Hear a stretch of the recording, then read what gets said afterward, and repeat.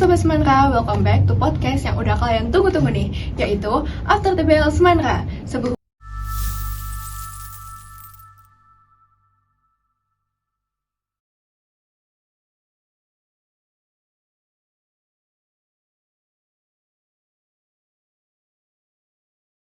Sebelumnya, terima kasih buat kalian yang udah klik video ini. Jangan lupa like, comment, share, and subscribe. Bersama saya, Nisa Rahmadian Sabita, selaku host di podcast kali ini.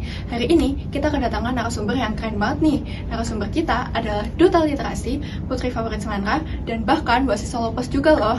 Penasaran gak sih siapa narasumbernya? Daripada kalian penasaran, yuk langsung aja kita ngobrol-ngobrol bareng narasumbernya.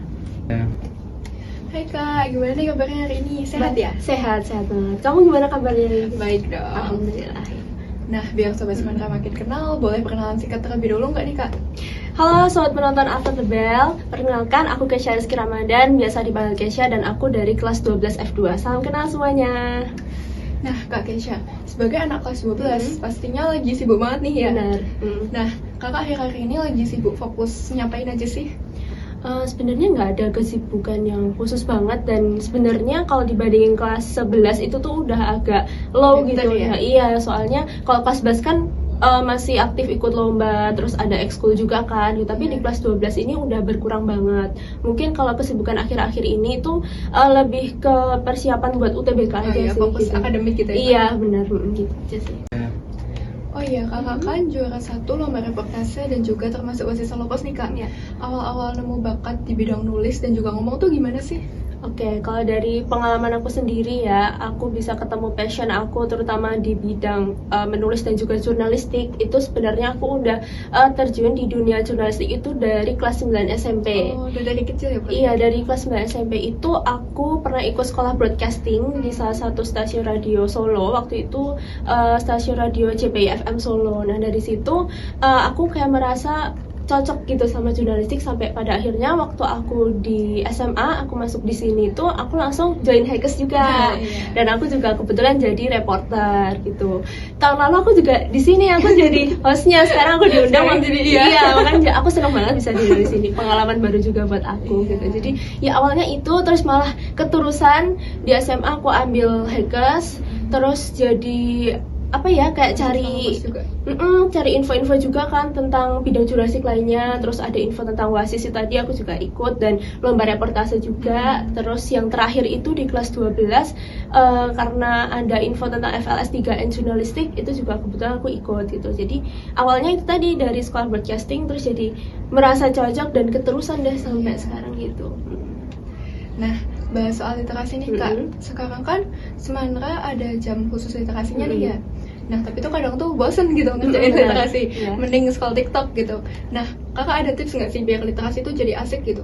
Kalau dari aku sendiri ya, buat literasi itu sebenarnya nggak langsung harus baca buku yang setebal 500 halaman atau berapa halaman, itu enggak gitu. Kalian mulai aja sama dikit-dikit gitu? Iya, dikit-dikit dari topik yang kalian sukai. Kayak misalnya suka baca cerpen gitu, mulai aja baca cerpen. Atau sebenarnya nggak harus dari buku fisik ya, kayak dari ebook gitu. Ebook bisa, atau artikel, itu kan juga termasuk dari literasi ya. Atau misalnya dari video, misalnya video-video edukasi kan ada banyak ya gitu. Misalnya kalian kita dengerin tentang podcast, itu kan sebenarnya juga termasuk literasi. Iya, literasi gitu. Banyak mungkin orang yang beranggapan bahwa literasi itu harus cuma baca, harus baca, harus tulis gitu. Sebenarnya enggak, itu kayak salah satu apa ya, komponen dari literasi itu aja gitu loh. Literasi, literasi kan aslinya itu kita lebih ke memahami apa yang kita baca atau apa yang kita dengar gitu. Jadi kita cari aja apa yang kita sukai, topiknya apa, bisa kita cari podcastnya atau buku yang misal kita sukai gitu. Kalau dari aku gitu sih tipsnya. Berguna banget sih Kak. Terus sebagai putri favorit Semanra juga, kira-kira seberapa penting sih pendidikan bagi perempuan menurut Kakak? Mengingat masih ada stigma kalau perempuan itu nggak usah sekolah tinggi-tinggi karena ujungnya juga di dapur kan. Menurut aku sendiri sebagai perempuan juga ya, aku sangat menyayangkan banyak banget statement itu tadi. Ngapain perempuan sekolah tinggi-tinggi, nanti ujungnya di dapur kayak gitu. Itu sangat disayangkan banget itu. Bagi aku pendidikan untuk perempuan itu penting banget, sepenting itu. Alasan yang pertama karena pendidikan memang hak setiap orang ya, tanpa terkecuali, baik perempuan, laki-laki, tua, muda, atau pendidikan adalah proses belajar seumur hidup gitu menurut aku. Jadi itu adalah, pendidikan itu adalah hak semua orang termasuk kita sebagai perempuan gitu ya. Dan alasan yang kedua adalah kenapa perempuan harus sekolah tinggi-tinggi, nanti ujung-ujung di dapur, nanti ujung-ujungnya jadi ibu gitu kan ya.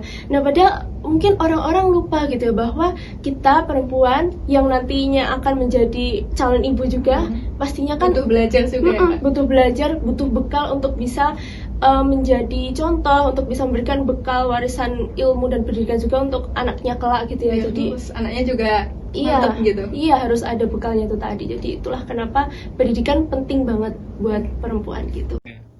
Oh iya, Kak Keisha pernah ngerasa burnout nggak sih, Kak? Pernah banget dong pastinya, pernah. Gimana caranya kakak atasin itu biar kayak nggak burnout lagi gitu? Burnout sih pastinya pernah banget, pernah ngerasa bosan, terus kayak capek gitu ya, misal kita baru belajar atau apa gitu ya. Kalau misalnya memang baru burnout banget gitu, capek, apalagi belajar buat UTBK ini tuh pressure-nya kerasa banget sebagai anak kelas 12. Bentar lagi ya, Kak, ya UTBK? Iya, kayak udah tinggal menghitung bulan bahkan hari gitu. Udah takut banget rasanya tuh, kadang burnout juga gitu.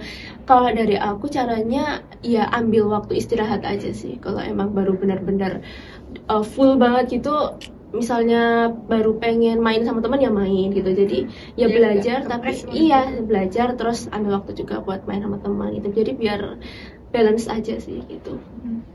Terus nih, Kak, kan kakak bentar lagi lulus nih. Nah, setelah lulus dari semester tuh kakak bakalan lanjut di bidang jurnalistik atau ada cita-cita lain nih? Kalau planning saat ini aku memang plan untuk ke jurnalistik. Aku ambil prodi di ilmu komunikasi kebetulan, dan pengennya nanti pengen berkarir di bidang jurnalistik juga yang lebih profesional gitu, karena aku udah ada pengalaman sebelumnya gitu, ikut lomba reportase, wartawan siswa gitu. Jadi kedepannya sih pengen berkarir di dunia jurnalistik yang lebih profesional gitu. Berarti tetap di jurnalistik ya? Nah, terus ada tips nggak sih, Kak, buat aku dan teman-teman kelas 10 yang pengen banget nih berprestasi kayak kakak, tapi tuh bingung harus mulai dari mana? Sama kok sebenarnya kalau bingung, aku tuh kelas 10 tuh juga yang sebenarnya nggak ngapa-ngapain Bingung gitu ya? Iya, aku ngapain ya sekolah ini gitu kan.